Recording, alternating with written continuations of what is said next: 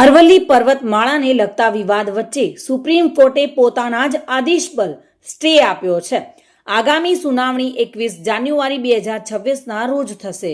ત્યાં સુધી ખાણકામ પર પ્રતિબંધ રહેશે. કોર્ટે એક્સપર્ટ્સ કમિટી દ્વારા તપાસનો આદેશ આપ્યો છે કે આ માટે એક ઉચ્ચ સ્તરીય કમિટીની રચના કરવામાં આવશે.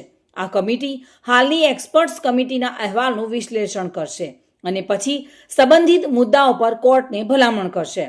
સુપ્રીમ કોર્ટે આજે એટલે કે સોમવારે અરવલ્લી પર્વતમાળાના વિવાદ પર સુનાવણી કરી છે.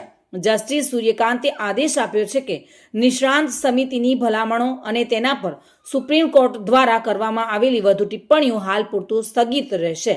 કોર્ટે સ્પષ્ટ કર્યું છે કે આ ભલામણો આગામી સુનાવણી સુધી લાગુ કરવામાં આવશે નહીં.